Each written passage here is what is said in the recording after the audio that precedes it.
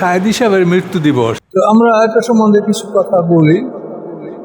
তিনি একজন বিশ্ববরেণ্য আলেম ছিলেন এবং তার ব্যাপারে আমরা আলোচনা করতেই পারি। তার কারণ আল্লাহ তাআলা এইভাবে যে আমি যে মহাদিবস ওয়াযাক্কিরহুম বিআইয়ামিল্লাহ, এতগুলো আমি মসজিদে তাফসীর করছি যে সূরা ইব্রাহিমের 5 নম্বর আয়াত, যে আল্লাহর যে মহাদিবস, এই মহাদিবসে পৃথিবীতে যে বড় বড় কিছু ঘটে এরকম দিনগুলিকে মহাদিবস বলা হয়, স্মরণীয় দিন। এই স্মরণীয় দিন মহাদিবস, এগুলির মাধ্যমে আল্লাহ তাআলা আমাদেরকে উপদেশ দিতে বলেছেন। এখন এই মহাদিবস থেকে আমরা কি উপদেশ দেব আপনাদেরকে? তো এটা বিরাট কথা, আমি ওখানে মোটামুটি ব্যাপক আলোচনা করেছি। তো আল্লামা দেলোয়ার হোসেন সাঈদী তারও জীবনটা আমরা ধরতে গেলে আমরা যেটা দেখি সচক্ষে, তো এটাও একটা মোটামুটি মহাদিবসের মতো। তার কারণ তার জানা যায় যত লোক হয়েছে, আপনারা জানি দেখেন, আমার মনে হয় যে এই পৃথিবীতে এসে 1 শতাব্দী 100 বছরের মধ্যে কারো জানা যায় এত লোক হয়নি। তাতে ওনার চাইতে অনেক বড় জ্ঞানী পৃথিবীতে আগে ছিল, এখনও আছে। কিন্তু আল্লাহ যাকে মনোনীত করেন সেটা আল্লাহ ধরে। মুহাম্মদ সাল্লাল্লাহু আল্লাহ নবুয়ত দিয়েছে না, আর বলা হয় এই আল্লাহ আব্দুল মুত্তালিবের এতিমকে আল্লাহ দেখছে, আর মানুষ দেখে না কি? এখন অনেকে যদি মনে করে যে সাঈদী কি আলেম, তার সাথে কত বড় বড় আলেম আছে, কিন্তু আল্লাহ যাকে মনোনীত করে, আল্লাহ যাকে সম্মান দেয়, সেটা আমাদের কিছু করার নেই। এটা সব সর্বযুগেই চলেছে। মক্কার কাফেররা বলছে যে মুহাম্মদ সাল্লাল্লাহু আলাইহি নবুয়ত দেওয়া হলো কেন? লাউলা নুজ্জিলা হাযাল কুরআনু আলা রাজুলিন মিনাল কারিয়াতাইনি আযীম। এই যে মক্কার ওলীদ ইবনে মুগিরা, তায়েফের উরওয়া ইবনে মাসউদ, এই দুইটা লোকের একটা লোককে আল্লাহ নবী কেন বানালেন? আবার বনী ইসরাঈলদের মধ্যে যখন জালুত বাদশার বিরুদ্ধে যুদ্ধ করা হবে, তখন আল্লাহ তাআলা রাজা বানালেন কাকে? ইন্নাল্লাহা কাদ বাআসা লাকুম তালুতা মালিকা, যে আল্লাহ তাআলা তালুতকে তোমাদের জন্য রাজা মনোনীত করেছেন। ওরা বলে যে আন্না ইয়াকুনুল মুলকু আলাইনা, সে আমাদের উপরে কি করে রাজা হবে? নাহনু হাক্কু বিল মুলকে, আমরা তার সাথে অনেক রাজা হওয়ার অনেক যোগ্য আমরা। এই জন্য আল্লামা দেলোয়ার হোসেন সাঈদীকে আল্লাহ তাকে মনোনীত করেছেন, যার জন্য তাকে আল্লাহ এই সম্মান দান করেছেন। এখন এই সম্মানটা আল্লাহ এটা কিভাবে দান করেন, এটা কোরআনে কি আছে সেটা আমরা বলবো। আমরা যে কথাই বলি সেটা আমরা কোরআন থেকেই নিব ইনশাল্লাহ। তো সম্মানের মাপকাঠি, সম্মান কোথা থেকে আসে? আল্লাহ তাআলা বলেছেন, ইন্নাল্লাযীনা আমানু ওয়া আমিলুস সালিহাতি সায়াজআলু লাহুর রাহমানু বুদ্দা, সূরা মরিয়মের 96 নম্বর আয়াত। সূরা মরিয়ম আয়াত নম্বর 96। আল্লাহ বলেন, যারা ঈমান এনেছে এবং সৎকর্ম সম্পাদন করেছে, ভালো কাজ করেছে, সায়াজআলু লাহুর রাহমানু বুদ্দা, অচিরেই রহমান আল্লাহ তাআলা তার জন্য মানুষের মনের মধ্যে ভালোবাসা পয়দা করে দিবেন। কোরআন আয়াত। তাহলে আমরা যাই বলবো, আমি আল্লাহ শুকরিয়া আদায় করি, আমি যে কোনো একটা সাবজেক্ট সম্বন্ধে কথা বলতে গেলে আমি কোরআন থেকে তার লাইনটি আমি ক্লিয়ার পেয়ে যাই যে এইটা কোরআনে বলতে। তাহলে আল্লাহ তাআলা বলছেন, ঈমান এবং আমলে সালেহ যার মধ্যে থাকে, অচিরেই আল্লাহ তাআলা রহমান মানুষের অন্তরের মধ্যে তার ভালোবাসা পয়দা করে দেন। এখন সাঈদীকে যারা চেনে না চেনে, সাঈদীর ভালোবাসাটা কিন্তু সর্বদলীয়। এটা কিন্তু সে যে দল করে কোন দল এটা না, সর্বদলীয় লোকে কিন্তু তার মহব্বত। তো এটার কারণ আমরা কি পেলাম? ইন্নাল্লাযীনা আমানু ওয়া আমিলুস সালিহাত, তার আমল, তার সৎকর্ম, দিন কায়েমের জন্য যে তার প্রচেষ্টা, এটা সবাই আমরা কম বেশি করি, আপনারাও করেন। কিন্তু তার প্রচেষ্টাটা হয়তো আল্লাহ তাআলা আমাদের সবার চেয়ে বেশি পছন্দ করেছেন, যার জন্য আল্লাহ তাআলা তাকে সম্মানে ভূষিত করেছেন। তো এখন আমরা সম্মানের মাপকাঠিটা আমরা পেলাম যে ইন্নাল্লাযীনা আমানু ওয়া আমিলুস সালিহাত, এটা থাকলে আল্লাহ তাআলা তার জন্য মানুষের অন্তরে ভালোবাসা পয়দা করে। তো এই ভালোবাসা, এইটাই ওনার জন্য জীবনের যে মহাবিপদ, এইটা ওনাকে যে মানুষের অসাধারণ ভালোবাসে, এইটাই ওনার জন্য কাল হয়েছে যে তাকে এত সম্মান কেন দিবে। যারা অন্যায়ভাবে ক্ষমতা দখল করে তারা কোনো মানুষের মান ইজ্জত দিতে জানে না, দেয় না, এবং কোনো মানুষের ইজ্জত হইলে সেটাকে তারা প্রতিহত করতে চায়। এটা এখন না, পৃথিবীর ইতিহাসে আপনারা দেখতে পাবেন যে অন্যায়ভাবে ক্ষমতা দখল যারা করে তারা মানুষের সম্মান দিতে চায়। আমি একটা উদাহরণ দিচ্ছি। বনি উমাইয়ার শাসক হিশাম ইবনে আব্দুল মালিক 105 হিজরিতে 105 হিজরি হতে 120 হিজরি তার শাসনকাল, তাহলে 15 বছর। হিশাম ইবনে আব্দুল মালিক এ খুব দক্ষ শাসক ছিল। আব্দুল মালিক ইবনে মারওয়ানের ছিল হিশাম ইবনে আব্দুল মালিক। তো ইনি হজের মৌসুমে মক্কায় হজ করতে গেছেন। তো যার পরে হাজারে আসা চুম্বন, তো উনি রাজা, মুসলমানদের এত বিশাল সাম্রাজ্যের উনি রাজা, কিন্তু ওনাকে কেউ ছাড় দেয় না যে উনি করুক, তারপর হেজে আসা উনি চুম্বন করুক, আমরা ওনাকে ছেড়ে দিই। কেউ ওনাকে ছেড়ে দেয়নি। কিন্তু ওই বছর আবার জয়নুল আবদিন, ইমাম হোসাইনের ছেলে জয়নুল আবদিন, উনিও হজ করতে গেছেন। তো উনি যখন হাজারে আসা চুম্বন করতে গেছেন, তো একটা লোক নাই, সবাই ছেড়ে দিয়েছে। এখন সিরিয়ার উনি রাজা, তার রাজাদের অন্য মন্ত্রী পরিষদ, বিভিন্ন বড় বড় লোক সবাই এই লোকটাকে, ওনার হিসামকে জিজ্ঞাসা, এই লোকটাকে আমি চিনি না, মানে ওনার সম্মান এটা উনি দিতে রাজি না, এই জন্য বলে যে আমি তাকে চিনি না। তখন সেই মজলিসে আরবের বিখ্যাত কবি ফারাজদুক এর নাম আপনারা শুনেছেন।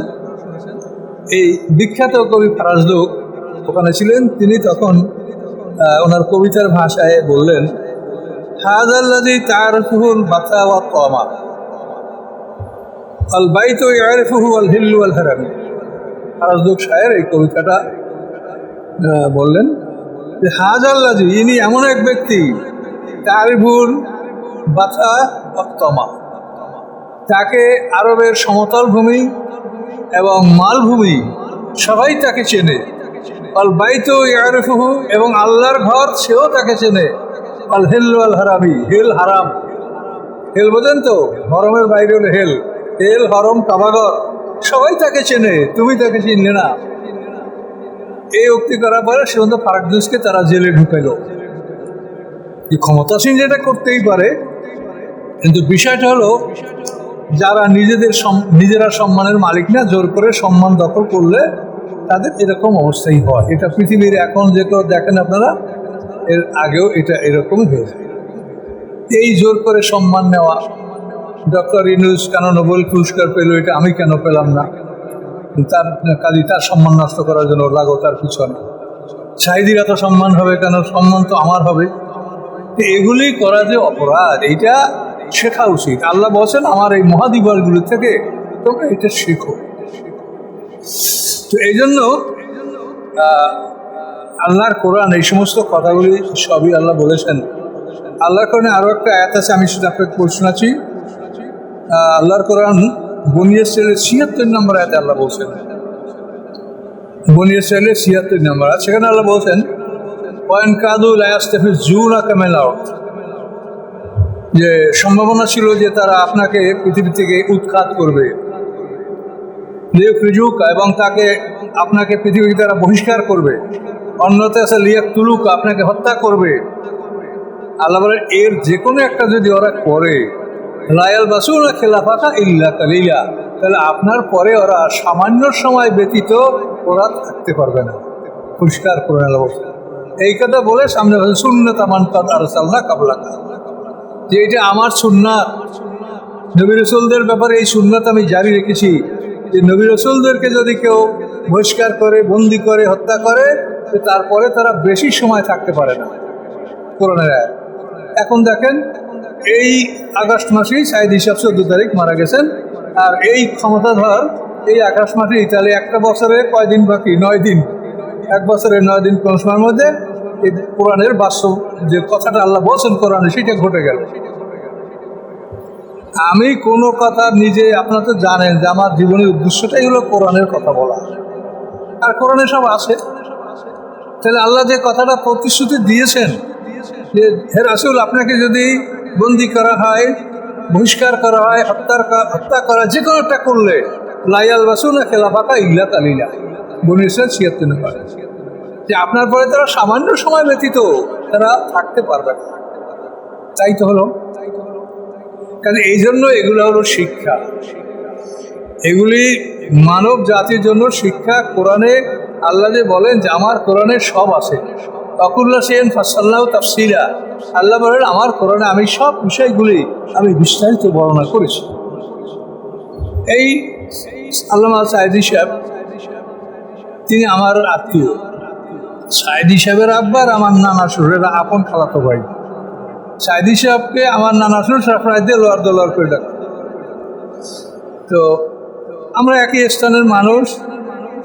আর আমার নানা শ্বশুর বা এই শ্বশুর বাড়ির মধ্যে নানা শ্বশুর মামা শ্বশুর এদের সাথে আমার বেশি ঘনিষ্ঠতা হওয়ার কারণ আমার যে বড় স্ত্রী তার মা আমার আগে থেকে খুব ছোটোবেলায় বাড়ির লোক খালি, তখন এই নানা নানি আর খালারা তাকে লালন পালন করছে, আর তাকে আমি নানা বাড়ি থেকে বিয়ে করছি। ওইখানে এই জন্য এদের সাথে আমার একটা ঘনিষ্ঠতা। এবং আমার নানা শ্বশুর খালাতো ভাই হলো সাইদির বাবা। তো সাইদি সাহেব তিনি পারিবারিকভাবে একটা ভালো পরিবারের লোক। তিনি ওনার বাপ চাচা আত্মীয় স্বজন সবাই ভালো, একটা সুন্দর একটা যে বংশগতভাবে যে মানুষের একটা ব্লাড যে একটা আছে, এই দিক থেকে সে একটা সুন্দর মানুষ। এবং তার জীবনে এইটাই দেখেন, তার জীবনে আলেমুলাদের মধ্যে সমস্ত বিশ্বতি থাকে, এগুলো কিন্তু তার মধ্যে আমরা কখনো দেখতে পাইনি। আর এগুলো থাকলে আল্লাহ তাআলা তাকে এত সম্মান দিতেন না। তো এই মানুষটাকে আল্লাহ সম্মানিত করেছে।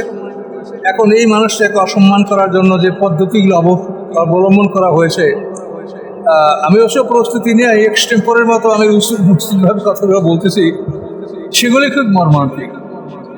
আমার বাড়ি পিরোজপুর, ওনার বাড়ি পিরোজপুর, আমরা একই ডিস্ট্রিক্টের মানুষ, একটা নদীর মাঝে পরপর বাড়ি আমার।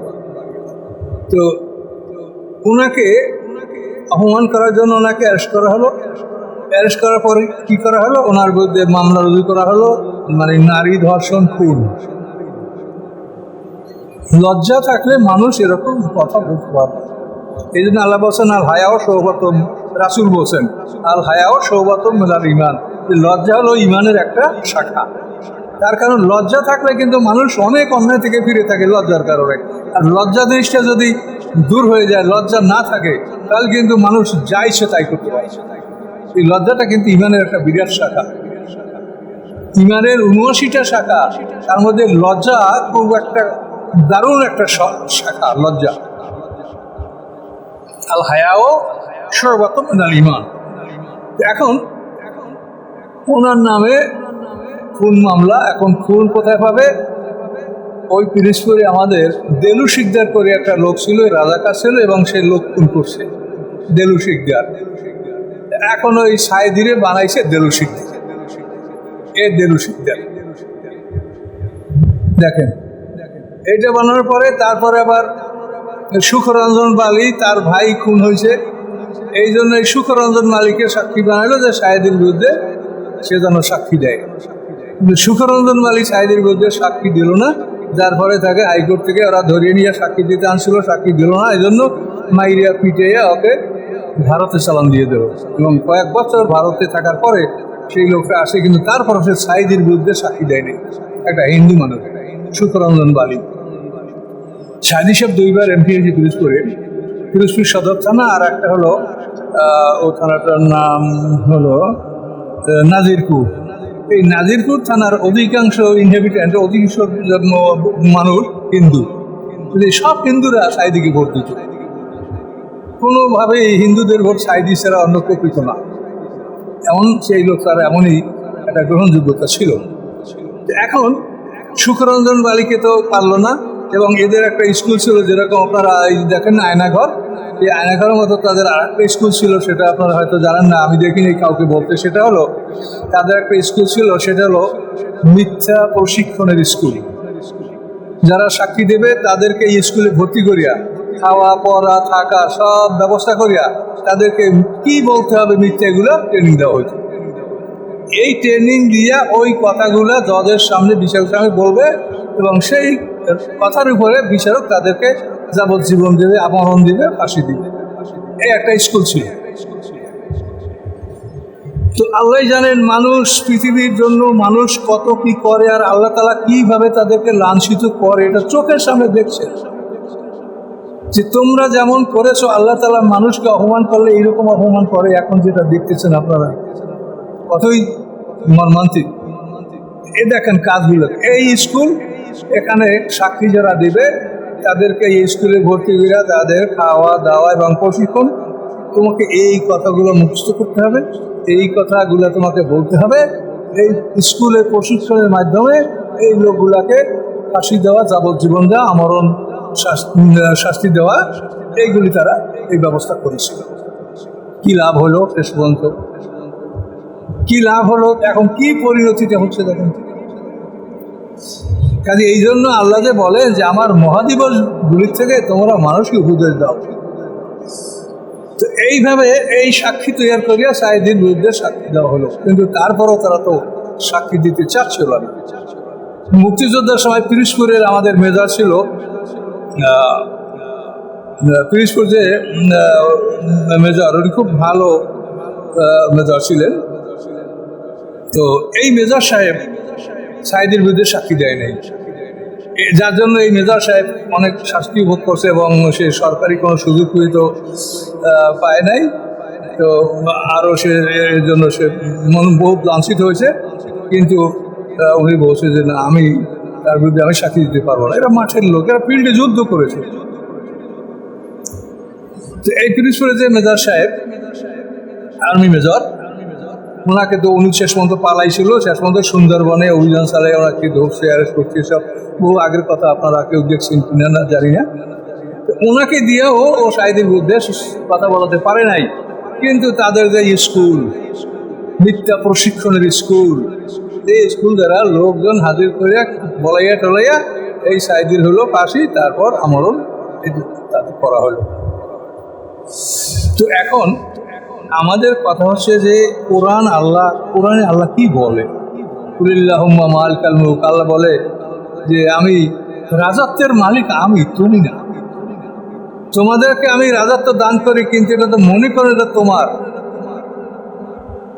মালিকাল মুলক, তিনি সমস্ত রাজত্বের মুলুকের মালিক আল্লাহ। কাজে এটা আমাদের বিশ্বাস করতে হবে এবং সেভাবেই আমাদের আল্লাহর হুকুম মতো চলতে হবে। আল্লাহর হুকুম মতো না চললে অপমান। পৃথিবীতে হিটলার একজন মানে চরমপন্থী লোক ছিল, কি পরিণামটা তার হয়েছে দেখেন। হিটলার, অ্যাডলফ হিটলার, তার ওস্তাদের নাম হলো ফ্রেডারিক নিৎসে। এইভাবে পৃথিবীতে যারা অন্যায় করেছে, জুলুম করেছে, তাদের কারো পরিণতি ভালো হয় নাই। কিন্তু আমরা নিজেদেরকে মুসলমান পরিচয় দেওয়ার পরে আমাদের দ্বারা এইরকম কাজ হওয়া, এটা কি কোনো রকম সম্ভব? কাজে এটা কোনো রকম আমাদের জন্য সম্ভব হয়নি। তো আমরা কোরআন থেকেই মিলিয়ে দেখলাম যে আল্লাহ যে কথাগুলো বলেছেন, সব কথাগুলি আমরা বাস্তবে পেলাম যে এভাবে আল্লাহ বলেছেন আর এভাবে সব কিছু হয়েছে। কাজে এই জন্য এর থেকে আমরা নিজেরা শিখবো, অন্যকে শিখাবো। কেউ যেন এরকম মনে না করে যে আমি ক্ষমতায় আছি তাই আমি যা ইচ্ছা তাই করে এটা চিরস্থায়ী করে নিব। এটা আল্লাহ আপনার জন্য যে নির্ধারিত সময় করেছে, ওর পরে আপনি এক সেকেন্ডও আগাতে পারবেন না। কচি কচি বাচ্চাদের হাতে এদের পতনটা ঘটবে, এটা কি আশ্চর্য ব্যাপার দেখেন। কত বড় বড় জাতীয় নেতা, অমুক দল সমুক দল, 20 বছর 50 বছরের রাজনীতিবিদ, মানে হাতি ঘোড়া গেল তাল, ভেড়া বলে কত জল। হ্যাঁ, কচি কচি ছেলে পেলে দেখলে কিরকম লাগে চোখের সামনে দেখেন তো। কাজে এটা হলো আল্লাহর ইচ্ছে, এটা আল্লাহ করেছে। ওরা যদি মনে করে আমরা করছি, সেটা আবার ওদেরও ভুল হবে। এটা আল্লাহ করেছে এবং আল্লাহ তোমাদেরকে এই কাজের জন্য ব্যবহার করেছে। এবং আপাতত দেখতে পাচ্ছি যে তারা একটা ভালো উদ্দেশ্য নিয়ে কাজ করছে, বাকি আল্লাহ জানেন। আপনারা সবার জন্য দোয়া করেন, তাদের জন্য দোয়া করেন, সাইদি সাহেবের জন্য আপনারা দোয়া করেন। তার জন্য দোয়া করার অনুমতিও ছিল না। 15 বছর পর্যন্ত দেশের কোনো সাইদির নামে দোয়া করলে, সাইদির জন্য নাম করে দোয়া করলে তাকে জেলে যাইতে হইত। এতখানি বিদ্বেষ একটা মানুষের রাখার জন্য কি হতে পারে? এত বিদ্বেষ কেন করে? তুমি কোথায় সম্মানটা তুমি পেলে? কোথায় সম্মানটা তুমি, তোমার সম্মানটা কোথায়? আল্লাহ সম্মান না দিলে মানুষ সম্মান পায়? কাজে এতখানি প্রতিহিংসা করা যে তার জন্য দোয়া করা যাবে না, তার জানাজায় যাওয়া যাবে না। যারা জানাজায় গেছে তার হাজত যায় নাই, দোয়া করছে তাদের ইমামদের চাকরি যায়। একটা মানুষ যেন দোয়া করবে, কি অপরাধ বলেন? কাজে এতখানি বাড়াবাড়ি যারা করেছে তাদের পরিণাম আল্লাহ কি করেছেন? যা করছি আপনিও করেন না, আমিও করিনি, আল্লাহ করেছে। তবে আল্লাহ তাআলা যাকে ইচ্ছা যাকে দিয়ে করেন তার দিয়েই কাজ করেন। নমরুদকে ধ্বংস করার জন্য আল্লাহ ব্যবহার করছে কি? মশা। কি নমরুদ এত বড় বিশ্ববিখ্যাত শক্তি, সারা পৃথিবীর মালিক, তাকে ধ্বংস করার জন্য আল্লাহ কি বাহিনী ব্যবহার করলেন? মশা। তো বাংলা তো সেই রকমই, যাদের দ্বারা এই দেশ দখল হইলো এদের নমরুদের মশার মতন ইতিহাস। কাজে যাই হোক, আমরা আল্লাহ তাআলার শুকরিয়া আদায় করব এবং আমরা জাতির জন্য দোয়া করব যে আমাদের জাতি যেন আবারও বিভ্রান্ত না হয়, আমরা যেন আবারও কষ্ট না পাই। মানুষ খুবই কষ্টে ছিল এই 15 বছর পর্যন্ত, মানুষ খুবই মনে হয় গোটা দেশটা এটা জেলখানা ছিল। কাজেই আমরা সবার জন্য দোয়া করব। সাইদি সাহেবের আজকে মৃত্যু তারিখ, তা আমার তো জানাও ছিল না, আমাকে এক ইউটিউবার এটা মনে করাই দিলেন যে এই ব্যাপারে সবাই কথা শুনতে চায়, আপনি কিছু কথা বলেন। এই জন্য আমি হালকা কথা ওনার জীবন সম্পর্কে যেটা বলা সেটা বললাম। ইজ্জতের মালিক আল্লাহ, আল্লাহ যাকে পছন্দ করেন তাকেই তিনি সম্মান দেন। আল্লাহ যখন দেন তখন খুশিতে দেন, সাম্রাজ্য যখন দেন খুশিতে নেন, আর যখন কেড়ে নেন তখন তানজিউ মানে কেড়ে নেওয়া। আল্লাহ সাম্রাজ্য দান করেন স্বেচ্ছায়, কিন্তু যখন নেন তখন কেড়ে নেন, তো কেড়েই নিতে হচ্ছে। আর এগুলোর পিছনে আরও একটা কারণ যেটা কোরআন বলে, সেটা হলো এই, আল্লাহ তাআলা যখন এই ধরনের স্বৈরাচারদের পতন ঘটাবেন তখন তাদের অন্তরে একটা ভীতি সৃষ্টি করে দেন। যে কোরআনে বলা আছে ওয়াকাযাফা ফি কুলুবিহিম রুবা। তার প্রমাণ দেখেন, ইহুদি বনু নবীর বিশাল দুর্গের মধ্যে ছিল। ইহুদি বনু কুরাইজা অত্যন্ত ফোর্টিফাইড এলাকায় তারা ছিল। বনু কায়নুকা তারা ওই রকম। এই সমস্ত এলাকা দখল করা মুসলমানদের কোনো শক্তি ছিল না, কিন্তু মুসলমানরা যখন সেখানে গেছে আল্লাহ তাআলা তাদের অন্তরে ভীতি সৃষ্টি করে দিয়েছে। ওরা ভয় পাইয়ে বলছে, ইয়া রাসূলুল্লাহ আপনি বলেন, যা বলেন তাই মানব। এইরকম যখন মানুষের পতনের সময় আসে তখন তাদের অন্তরে ভীতি সৃষ্টি হয়ে যায়। এই ভীতির কারণে তারা যা জোগাড় করছে, তাদের পাহারাদার, তাদের বডিগার্ড, তারা পৃথিবীর যত কিছু আছে সবই তো তাদের ছিল। কিন্তু আসলে যখন আল্লাহ তাআলা ভিতর থেকে নরম করে দেয়, দুর্বল করে দেয়, তখন কোনো শক্তি তারা ব্যবহার করতে পারে না। এগুলো সব কোরআনে বলা আছে। আমি অবাক হই যে আল্লাহ আপনার কোরআনে এমন কিছু নাই যে এইটা নাই। কাজে এই কোরআন আপনারা ভালো করে শেখার চেষ্টা করেন, অন্যদেরকে উৎসাহিত করেন। এই কোরআনের জন্য আমরা এত মেহনত করছি, তাতে আপনারা মাত্র এই কথা মানুষ, এটাও দুঃখজনক, কিন্তু কি করা যাবে বলেন। তারপর আপনারা চেষ্টা করেন, মানুষকে বোঝার চেষ্টা করেন যে আমরা এই কোরআনে কি আছে এটা জানার জন্য আপনারা আগ্রহী হন। জীবনের বাকি সময়টা কোরআনের জন্য ব্যয় করেন। আপনি দুনিয়ার কাজ যেটা করার সেটা করেন, এরপরে বাকি সময়টা আপনি কোরআনের জন্য ব্যয় করেন। আপনার সময়টা ভালো লাগবে, আপনার মন ভালো থাকবে। আমি যখন বিভিন্ন চিন্তায় অস্থির হয়ে যাই, তখন কোরআন খুলে পড়তে শুরু করলেই আমি সুস্থ হয়ে যাই, আমার আর কোনো দুশ্চিন্তা মনের মধ্যে থাকে না। আপনারও হবে, এটা সবাই হবে। কাজে এই জন্য আপনারা এই কাজগুলো করেন এবং আমরা আল্লাহর কাছে দোয়া করি সবাই কবর দেওয়া করেন। ফাতিহা একটা দুরূদ শরীফ, ফাতিহা একটা দুরূদ শরীফ পাঠ করেন।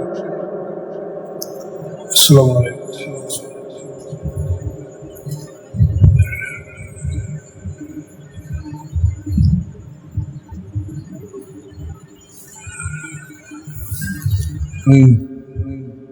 ইয়া রাব্বুল আলামিন, আল্লাহ মুর্দিগানের রুহে সব পৌঁছবার জন্য আল্লাহ আমরা কবর দেওয়াতে দোয়া ফাতিহা ক্লাস পাঠ করেছি। আল্লাহ সমস্ত সব মুহাম্মদ রাসূলুল্লাহ সাল্লাল্লাহু আলাইহি ওয়াসাল্লাম আগে পৌঁছে দিন। আদম আলাইহিস সালাতু ওয়াস সালামতে আসমত আম্বিয়া আউলিয়া গাউস কুতুব ওলামা ফুজালা শুহাদা সালিহিন সিদ্দিকিন মুমিনিন মুমিনাত মুসলিমিন মুসলিমাত যারা দুনিয়া থেকে চলে গেছেন তামামের আরওয়াহ পাকে সব পৌঁছে দিন। আল্লাহ আমরা যারা হাত তুলেছি, আমাদের পিতামাতা, দাদা দাদি, নানা নানি, শ্বশুর, আত্মীয় স্বজনরা কবরে আছেন, তামামের আরওয়াহ পাকে সব পৌঁছে দিন। আল্লাহ আল্লামা দেলোয়ার হোসেন সাঈদী, তাকে আপনি সম্মান দিয়েছেন। আল্লাহ আশা করি আপনি পরকালে তাকে সম্মানিত রাখবেন। আমরা এই দোয়া তার রুহে পাকে পৌঁছে দেওয়ার জন্য আপনার কাছে অনুরোধ করছি। আল্লাহ আল্লাহ তার পরিবারে অন্য যারা আছে তারা সহি সালামতে থাকতে পারে, নিরাপদে জীবনযাপন করতে পারে, আপনি তৌফিক দিন। আল্লাহ সমস্ত মুসলমানরা নিরাপদে থাকতে পারে, আল্লাহর ব্যবস্থা করে দেন। আল্লাহ মুসলমানদের উপর জুলুম করছে, মুসলমানরা এই জুলুম প্রতিহত করার ক্ষমতা রাখে না। আল্লাহ মুসলমানদের প্রতি আপনি দয়া করেন। আল্লাহ মুসলমানদের জন্য আপনি সাহায্যকারী হয়ে যান। আল্লাহ মুসলমানরা এদের বিরুদ্ধে মোকাবেলা করার ক্ষমতা রাখেন। সুবহান রাব্বিকা রাব্বিল ইজ্জাতি আম্মা ইয়াসিফুন ওয়া সালামুন আলাল মুরসালিন আলহামদুলিল্লাহি রাব্বিল আলামিন। আসসালামু আলাইকুম।